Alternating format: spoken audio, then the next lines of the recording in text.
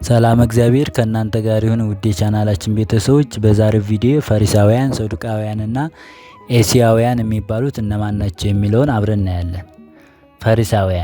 ፈሪሳውያን ከአይሁድ የሃይማኖት ወገኖች አንዱ ክፍል ሲሆን የስማቸውንም ምንጭ ፈሪሳዊ በዕብራይስጥ ፖራሽ ከሚለው ቃል የተገኘ ትርጉሙም የተለየ ማለት ነው። እነዚህም የሙሴን ሕግ በብዙ ጥንቃቄ እንጠብቃለን እንተረጉማለን የሚሉና ሰውንም ሕጉን እንዳይተላለፍ በማለት የራሳቸው ትእዛዝና ስርዓተ ረበናት ያወጡ ናቸው። አጠቃላይ ትምህርታቸውም የሰው ጽድቅ ሕግን በመፈጸም ላይ ነው የሚል ነው። ፈሪሳውያን ብዙውን ጊዜ በእውነተኛው ሕግ ላይ የጨመሩትን ወግና ባህል እየተመለከቱ ዋናውን የሕግ መንፈስ ፍርድ፣ ምሕረትን፣ ታማኝነትን ረሱ።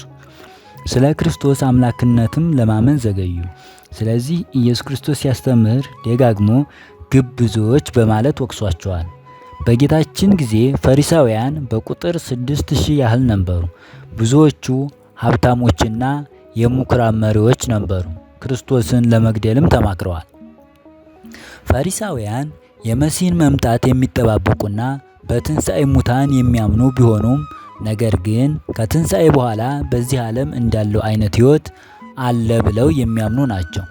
ይጠብቁት፣ ተስፋ ያደርጉት የነበረው መሲህ በጦር ኃይል ከሮማውያን ቅኝ ገዢዎች ነፃ የሚያወጣና ከዚያም ኢየሩሳሌምን መናገሻ ከተማው እነርሱን ደግሞ የቅርብ ባለሟሎች አድርጎ የዳዊትን መንግሥት የሚመልስ ምድራዊ ንጉሥ ነበር። ክርስቶስን ለማመንና ለመቀበል እንቅፋት የሆነባቸውም አንዱ ይህ አስተሳሰባቸው ነበር። ሰዱቃውያን ሌሎኞቹ ቡድኖች ደግሞ ሰዱቃውያን የሚባሉ ናቸው። ሰዱቃውያን የፈሪሳውያን ተቃራኒ ናቸው። ብዙዎቹ ካህናት ነበሩ። ሊቀ ካህናትም ብዙ ጊዜ ከእነርሱ ይመረጥ ነበር። በአይሁድ ሸንጎም የሚበዙት ሰዱቃውያን ነበሩ። ፈሪሳውያንን በመቃወም የሙሴ የሕግ መጻሕፍትን ብቻ እንጂ የነቢያትን መጻሕፍት ፈሪሳውያን የጨመሯቸው የወግ ሥርዓቶች ናቸው በማለት አይቀበሉም ነበር። በትንሣኤ ሙታን ፈጽመው የማያምኑ ስለሆኑ በመጨረሻም የፍርድ ቀን ሰው እንደ ሥራው ዋጋውን የሚቀበል መሆኑን አያምኑም። ክርስቶስ ስለ ሰዱቃውያን ማስጠንቀቂያ ሰጥቷል። እነርሱም ክርስቶስን አሳልፈው የሰጡ በኋላም ሐዋርያትን ያሳደዱ ናቸው። ሶስተኛው ቡድን ደግሞ ኤሲያውያን የሚባሉ ናቸው። ኤሲያውያን እነዚህ ደግሞ ከፈሪሳውያን ጋር በአስተሳሰብ ተጣልተው ከፈሪሳውያን ማህበር የተለዩና የተገነጠሉ አንድ ማህበር ናቸው።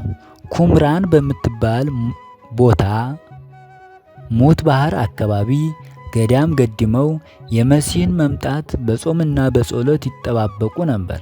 እንደ እነርሱ አስተሳሰብ ወይም እምነት መሲህ ሲመጣ በተአምራት ከጠላቶቻቸው ወይም ከሮማውያን እጅ ነፃ ያወጣናል በማለት ያምኑ ነበር። ተከበራችሁ የቻናላችን ቤተሰቦች ቪዲዮ ከተመቻችሁ ላይክ አድርጉ፣ ሰብስክራይብ አድርጉ፣ እንዲሁም ሸር አድርጉ። ሰላም እግዚአብሔር ከእናንተ ጋር ይሁን።